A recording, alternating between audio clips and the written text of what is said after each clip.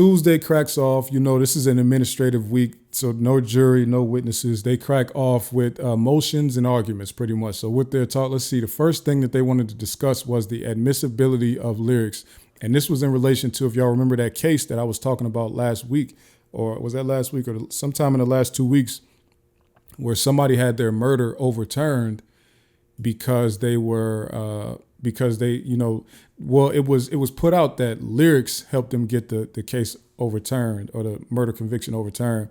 But then when they argued it in court on Tuesday, there was more detail and they went into it a little bit more. We realized that it was actually overturned because the person who was actually convicted of a murder, it wasn't their lyrics that was in that song. They were just in the video. So their lyrics weren't used. It wasn't about lyrics at all. It was about the appearance of that person in that video. Whatever they argued when it comes to that is what helped them get that case overturned, that murder case overturned. So as Attorney Steele was attempting to argue why they should be throwing out the lyrics in this trial because of using that Baker case, the judge ended up, and of course they gave the state a chance to argue back on the other side. They denied that motion. So here we go. Let me give me a second, y'all. Let me start a chat with my main man here. Give me a second, y'all. Yeah, so they denied that motion, man.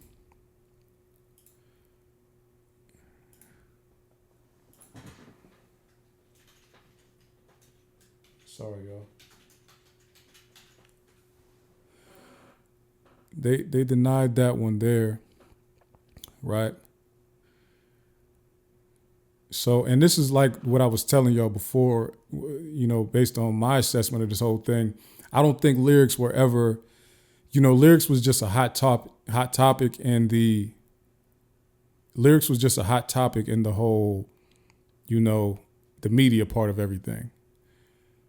It was never the biggest thing in this case. It was just like good for headlines and stuff like that. I'm gonna have to put my headphones on so I can hear the guest.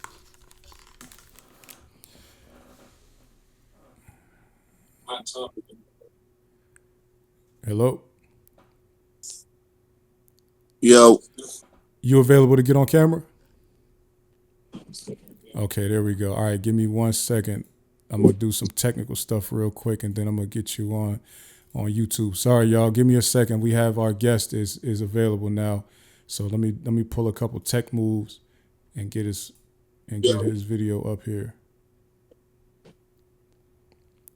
Oh, it looks like you is separate.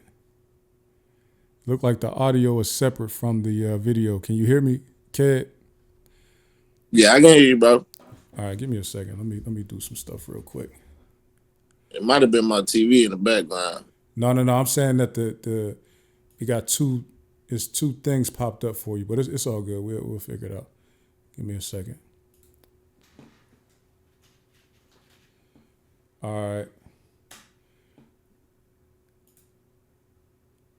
Give me a second here.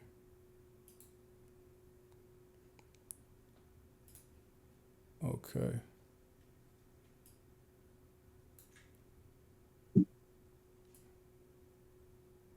All right, y'all. Y'all see the video. I'm chopping and screwing it right now. Give me a second. There we go. All right, Ked. They can hear you now. So go ahead and introduce yourself, man. Tell the people where you from and what you do. What's going on, man? I'm Kid Castro. I was born in Decatur. Okay. I was raised in like Marietta. But I grew up. I was in Oakland City. I'm from all around the city, bro. Mm-hmm. Like I done been all around the city. Yeah. Yeah.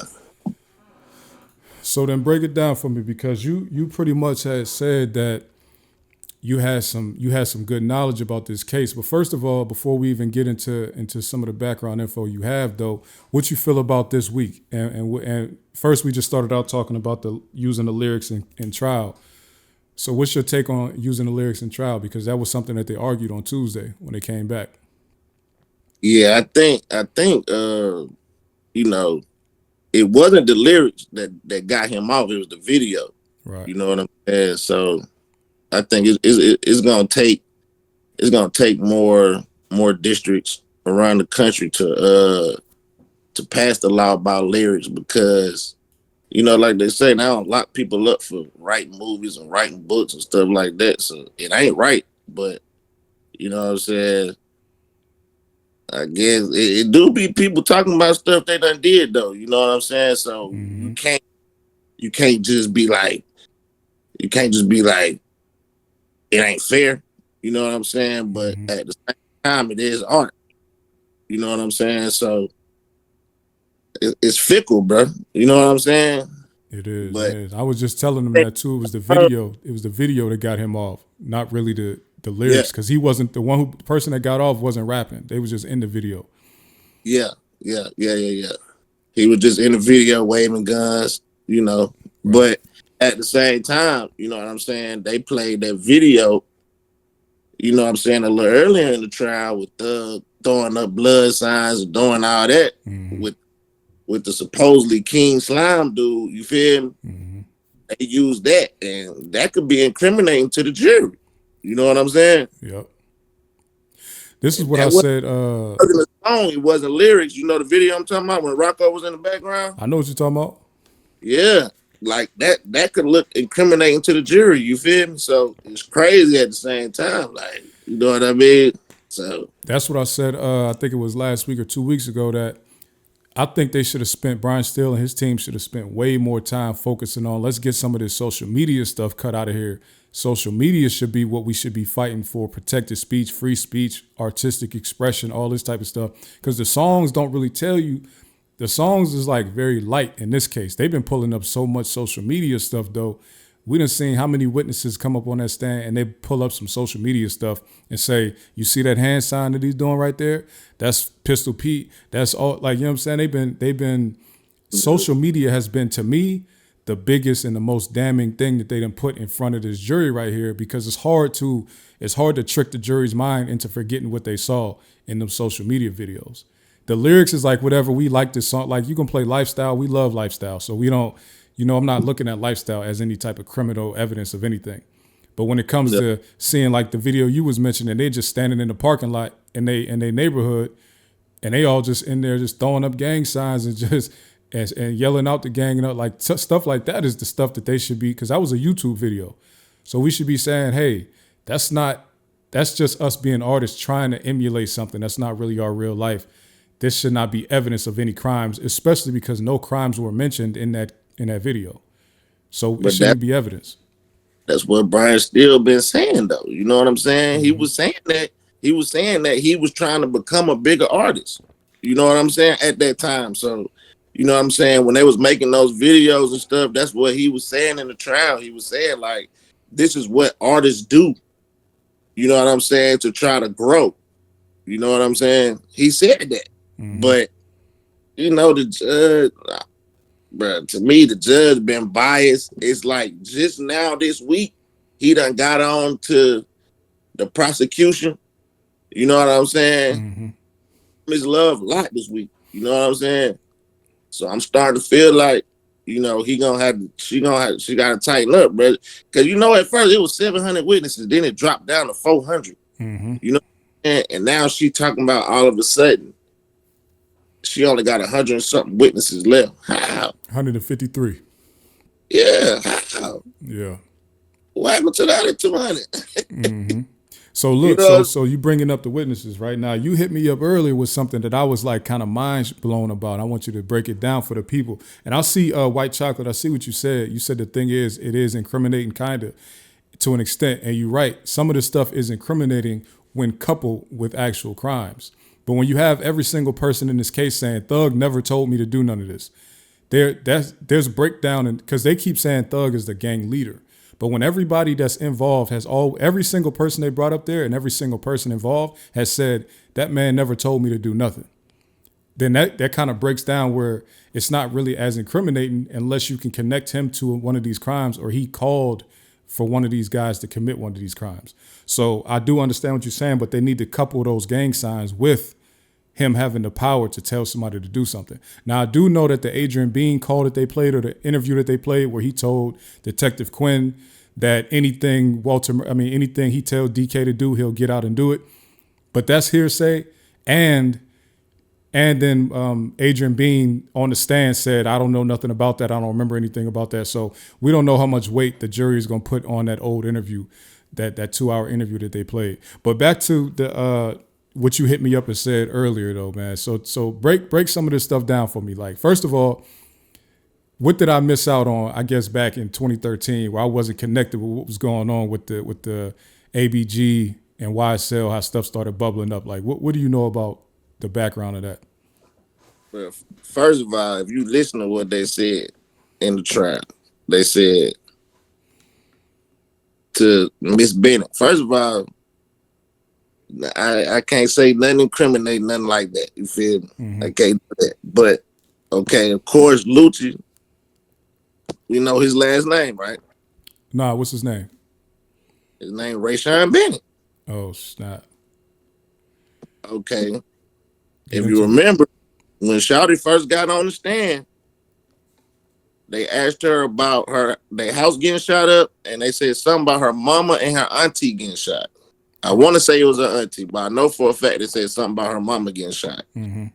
Now, you can go watch interviews about Lucci talking about it was twice in a week that his mama house got shot up, and his mama got hit once, and one of the times that his mama house got shot. Mm-hmm. Okay. Now, this girl that we talking about, she stay in Trestle Tree, bro. Mm-hmm. Trestle Tree ain't no condos. It ain't no these some run down apartments, bro. Basically, mm-hmm. You know what I'm saying? Now, you remember when they asked her what kind of car she drove? She said a Porsche. Mm-hmm. You feel me? Yeah. You gotta make it make sense. You know what I'm saying? She don't want these folks to know who she is, but at the same time, you know, these folks, I don't want to, you know what I mean? But feel like it's gang related stuff going on, so she can't get up there and say what she want to say. You know what I'm saying? That's why when they said, "Are you related to Rayshawn Bennett?" she said no. Mm-hmm. She don't want nobody to know who she is. Mm-hmm. You feel me? She still gotta live out here, and her brother ain't out here. Right. That's crazy, because it made. I knew I heard something when the prosecutor asked her was she scared of Young Thug, and I knew I heard something in that laugh and that little chuckle she gave. That wasn't a chuckle of we're friends. That's a chuckle of stop playing with me. I'm not scared of this man. But look though, you know who Nut was to Lucci, right? I know they was cool, but I don't know the exact. What's the breakdown on that? He was like his manager. Okay. You know what I'm saying? And he was his partner. You know what I'm saying? So both their last name Bennett. You feel me? Mm-hmm. And both their last name Bennett, and both of them close to Nut. Oh yeah. So it's a family affair up in here. Come on, bro. This is why I'm saying, like, this is stuff like this, like, because what people, I know a little bit, but I just like you, I'm not gonna say everything on here, because first of all, this trial's still going on. Secondly, people in that courtroom is watching these videos. You can't tell me that they're not. They watch, somebody watching. So I don't want to, you don't want to say too much while the trial going on. Yeah. But you just gotta, like somebody just said, make it make sense. The connections is all there, but the state can't even get the enemies. They can't even get the ops to tell on YSL. This case is pretty much dead for real. I don't know why Miss Love bringing these folks in here. They not finna testify for you. Right. They not finna testify for you. She is not. Because first of all, these folks gotta live out here in the streets. You can't protect these people. And then if they do, like, okay, say what his name was? Adrian. Slug. Say they do. Yeah. Say they do send Slug back to prison. Who gonna protect Slug? Right. You feel me? Mm-hmm. So he did his best not to tell. Yeah. You know he tried. He didn't tell in this case, but he said stuff, but they didn't get what they needed, though, for sure. Nah, they didn't.